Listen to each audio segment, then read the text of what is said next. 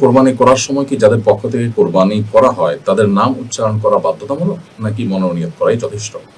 আমরা যদি কোরবানির মৌলিক এবং জরুরি বিষয় বলি, তাহলে জরুরি বিষয়ের মধ্যে এটি নেই যে কোরবানিকারকদের নাম উচ্চারণ করতে হবে, বরং নাম উচ্চারণ করা নেই, কিন্তু কোরবানি পশু কেনার সময় বা কেনার পর এটা কার কার তরফ থেকে হচ্ছে, কে কত অংশ নিচ্ছেন, এই বিষয়গুলো যদি ক্লিয়ার থাকে তাহলে সেক্ষেত্রে তাদের নিজেদের জানাশোনা আছে, বলা আছে, তাহলে সেক্ষেত্রে এটুকুই যথেষ্ট হয়ে যাবে কোরবানি বিশুদ্ধ হওয়ার জন্য। নাম উচ্চারণ করা কোরবানি বিশুদ্ধ হওয়ার জন্য শর্ত নয়, তবে নাম উচ্চারণ করা সুন্নাহ।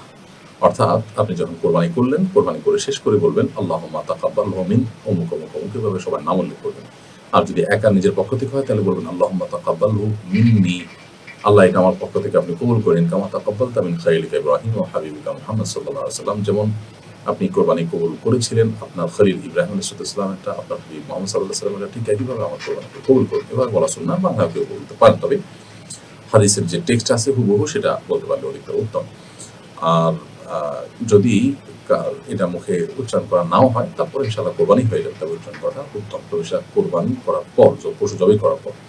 আমাদের দেশে অনেক সময় দেখা যায় পশুকে শুইয়ে রাখা হয়েছে এবং চেপে ধরা হয়েছে গলা ইত্যাদি, তখন কাগজ নিয়ে এই সমস্ত নাম জপার চেষ্টা করা হয়। কোরবানি পশু জবাই করার পর এই কাজটা জবাই করার পরই করতে হয়। তো এগুলো আগে থেকে রেডি করা উচিত। কোরবানি পশুকে কষ্ট দিয়ে তখন নাম সংগ্রহ করা এটা অনুচিত কাজ।